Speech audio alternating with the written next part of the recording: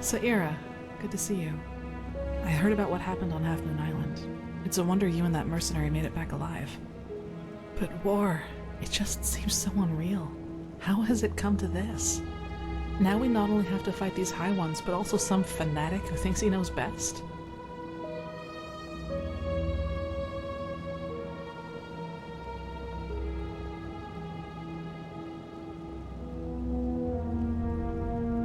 If they are, then maybe we were foolish to think that the Red Madness is the only weapon at their disposal. Tell me, Saira, how is it possible that our beliefs about what's best for mankind are so different?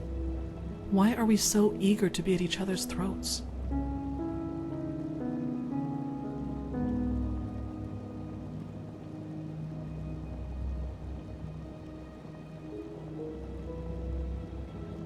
I'm not sure. You know what I find so hard to understand?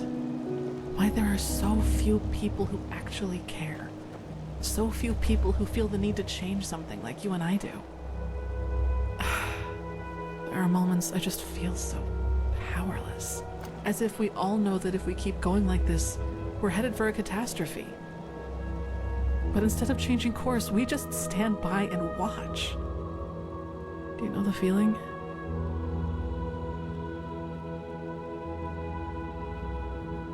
Yes, I mean, is it so hard to see that this world could be such a better place if we'd only care a tiny bit more about something other than what's happening in front of our doorsteps? You understand what I'm trying to say, don't you? You know that feeling too.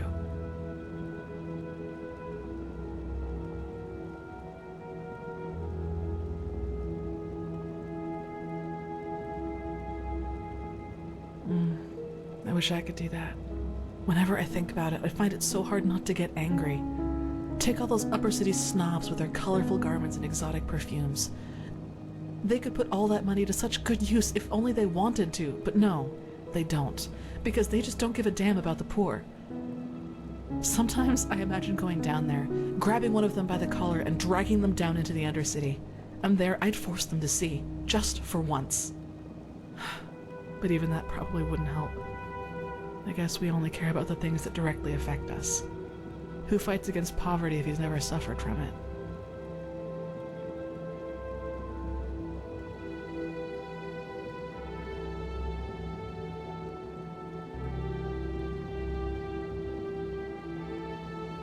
Yes. And once again, you've had to listen to another deluge of my whining. I guess I'm just not a person for pleasantries. Sorry.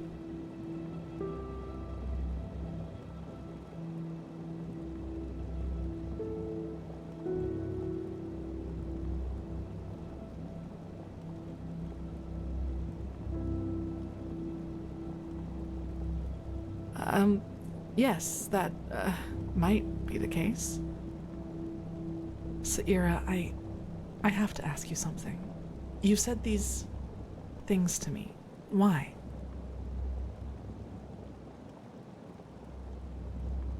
Compliments. Comments that you... I don't know how to put it.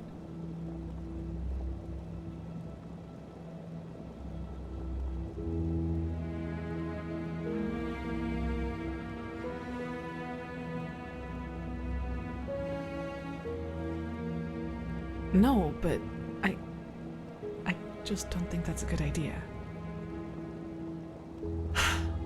I'm not made for things like that. I've never felt the need for them, and honestly, I think it's dangerous. At least for me.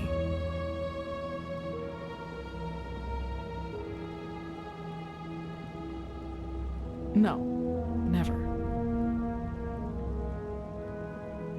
Because you know a lot about me, Saira, and I appreciate our contact, which is the only reason I just told you all of this. So please, respect my wishes. Let's leave it at that for now. We've still got a lot to do. The first of Quarak's ships will reach shore soon, and we have to be prepared. Oh.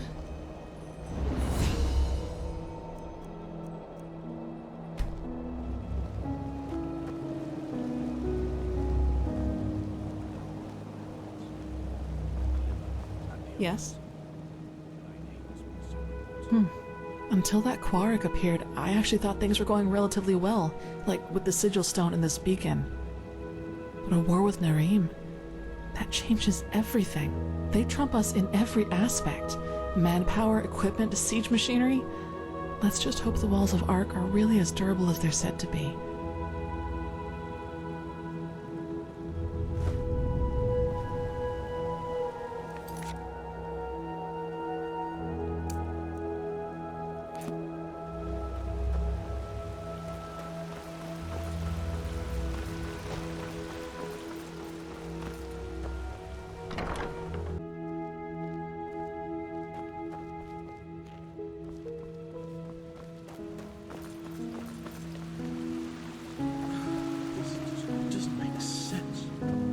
My sir.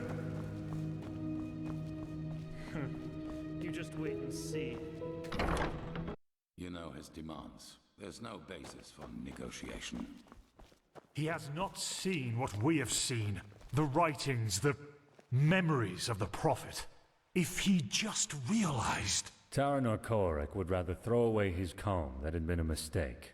Believe me, I know him. I am sure the Grand Master has a solution ready. After all, he was the one who dismissed Korek's attempts to negotiate so swiftly. First we wait for the group's return, then we will see. My dams, my sirs. Shit. What took you so long? And where is Constantine? That's a long story.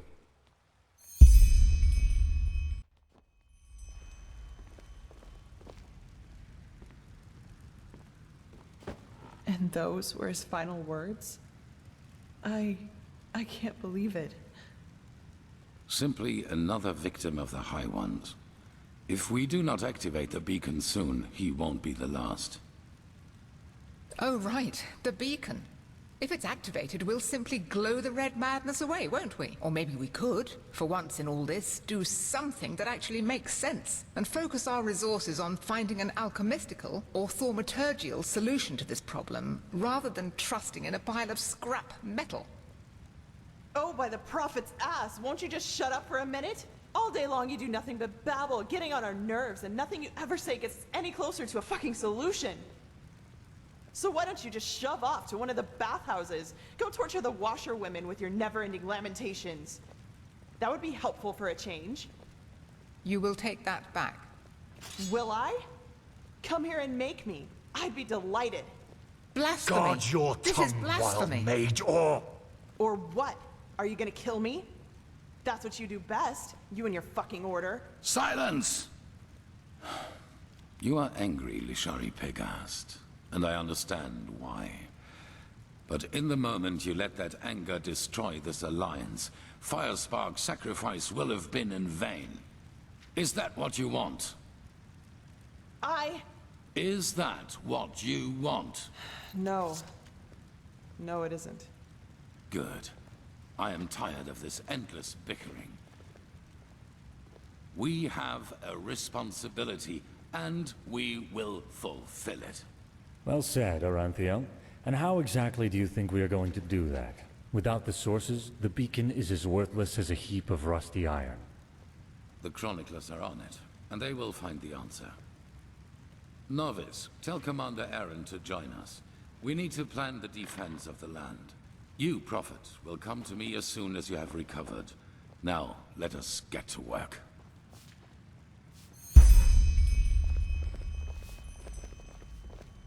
Please, Tilor, Jorik is right. A war with Nerim? This is madness. I know that it is going to be tough, but we have no choice. The beacon is all that we have. Yes, the beacon, the beacon, the beacon! We don't even know what this thing does, let alone if it will work. If you start a war only because of that damned machine, it means putting the lives of thousands at risk, only because of some vague idea. This is ludicrous, Taylor. It's entirely irrational. The man I knew would never have acted like this. Yes, because that man is dead. I've made decisions driven by fear and selfishness before, and they were always wrong. I will not let that happen again. Seriously, Natara, stop acting as if this were about reason.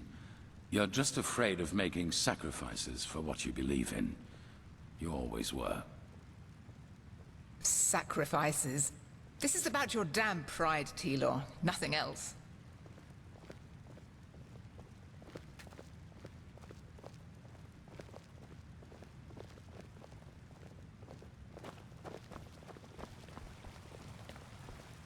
The sun be praised you've made it. Constantine. He didn't deserve this. It's just not fair.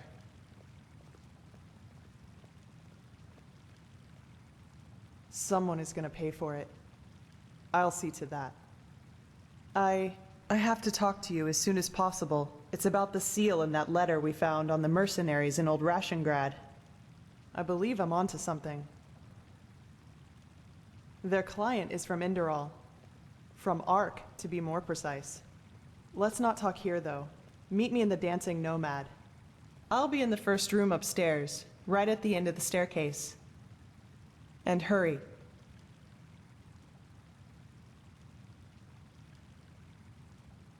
Yes, see you there.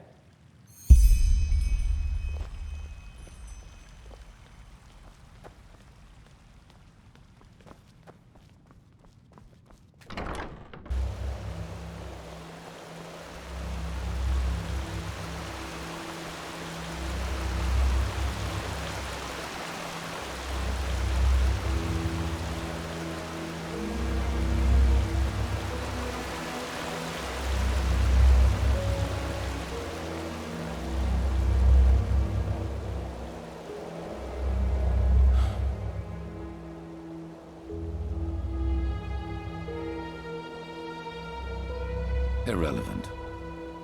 This madman, Koarek.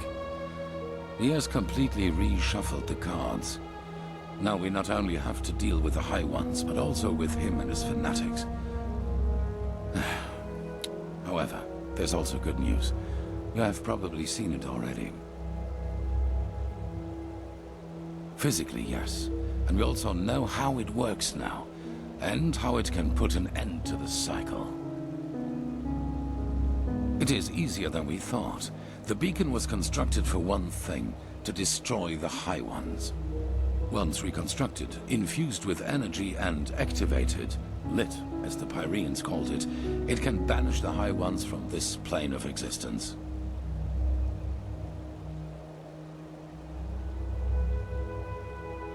It is complicated if you try to understand how it works.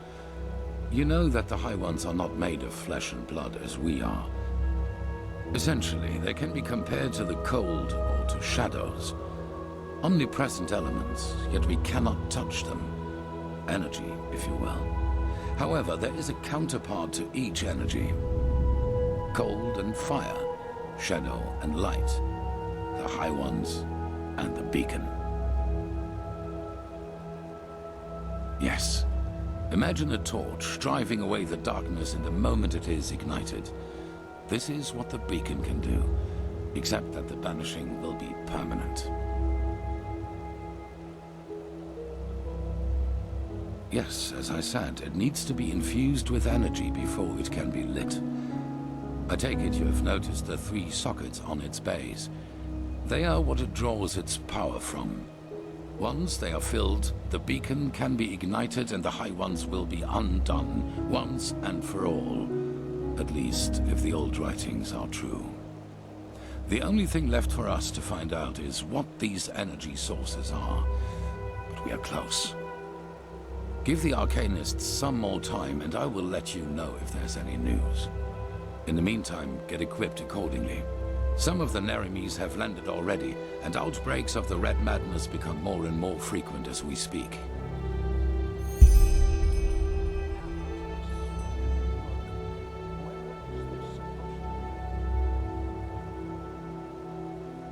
Well, it's only fair to tell you. You've always been honest to me, so I will do the same. Have you ever heard of the Night of the 1,000 Fires? Between 8,192 and 8,202, there was an underground movement in Kira called the Red Half Moon. They were brought into being by a group of intellectuals and philosophers who, under all the freedom of thought Saldrine granted them, started questioning the reign of the Golden Queen, and thus the Lightborn themselves.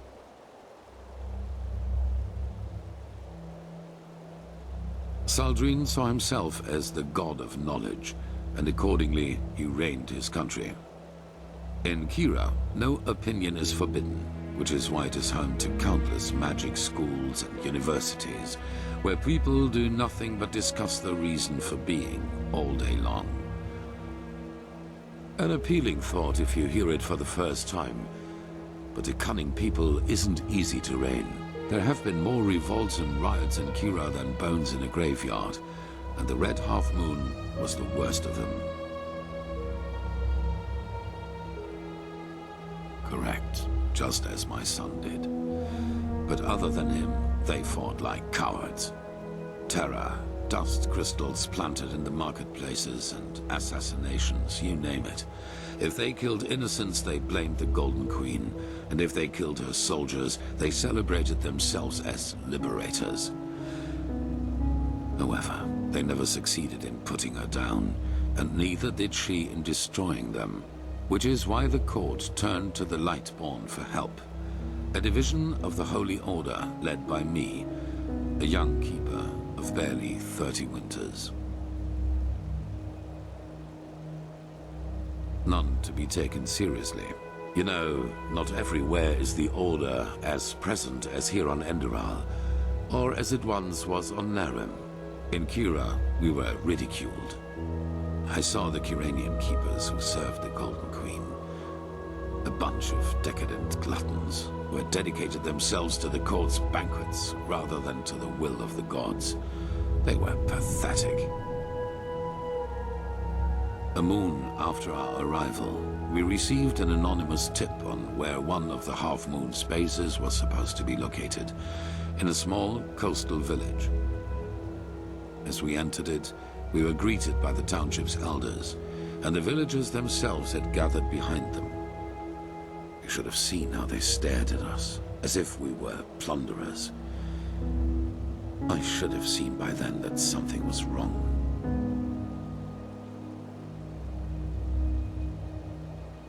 Yes, but if there was one thing the Red Half Moon was good at, it was sowing lies. According to them, we were nothing but butchers who executed everyone unable to recite the revelation word for word. That's what they wanted us to think, and they did a good job at that. A veiled person here, an archer on the rooftops there. I got nervous, because villagers are not, they bested us in numbers, and they had kettled us. Then a man seemed to charge at us, and I gave the order to draw weapons. It was just the spark they needed. No, not a fight. A massacre. The villagers had pitchforks and shepherd staffs, and we had shadow steel swords, let alone the fact that we were trained warriors. I realized that I had made a mistake a split second after it started, but it was too late by then.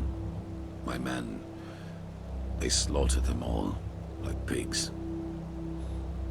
At the end of the day, 300 people were dead, and only 10 of them were keepers.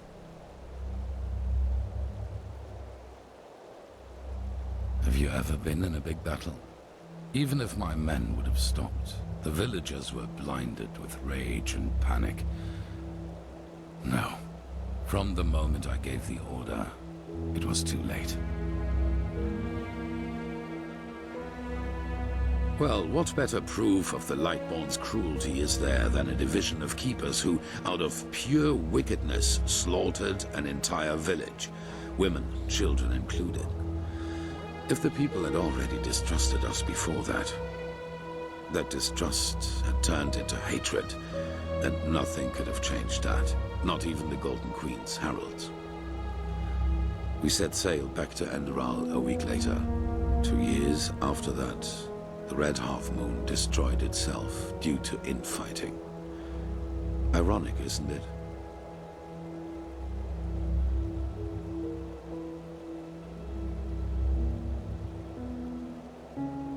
Maybe. The Lightborn and the Grandmaster back at that time showed the compassion I wouldn't grant myself. But I learned one thing, and that is that I will never again let fears about my own life influence my decisions.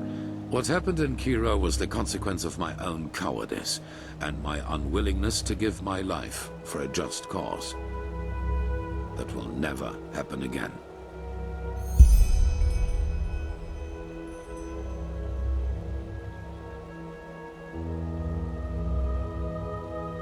What? Really? That's interesting. Provided this is true, that means that the emissaries aren't just people who fight the cleansing. They are people who fight for it too.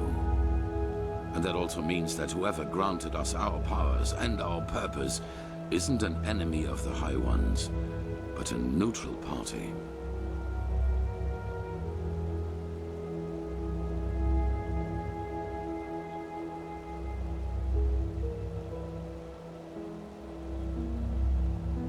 Possibly.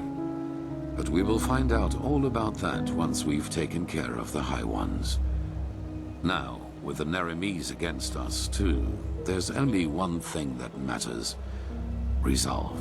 We must not hesitate and allow anything to delay the lighting of the beacon any further. I beg your pardon.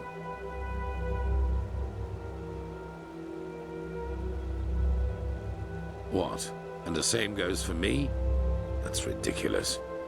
They wanted to deceive you, to sow discord. I saw the threat the cleansing posed before anyone else did. And without me, we would have never come that far. Something changed inside me since I fled from my prison. I feel it. And it is the same thing that made you a part of all this. Now, enough of this. Yes.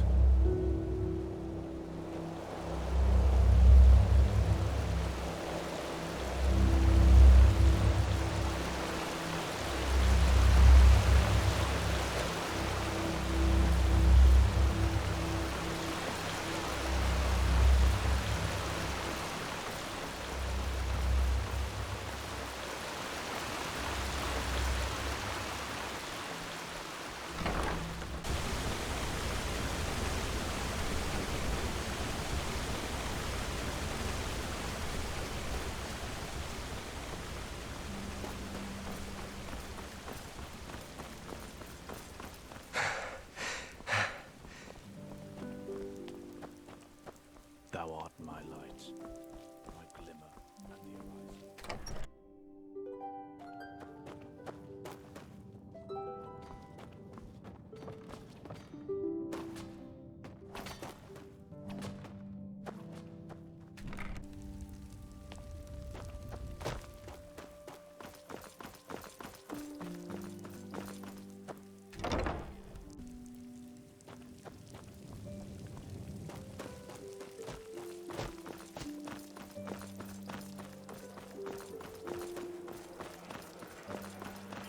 They just sit on their asses Yes? and settle themselves. Idiots. My sir?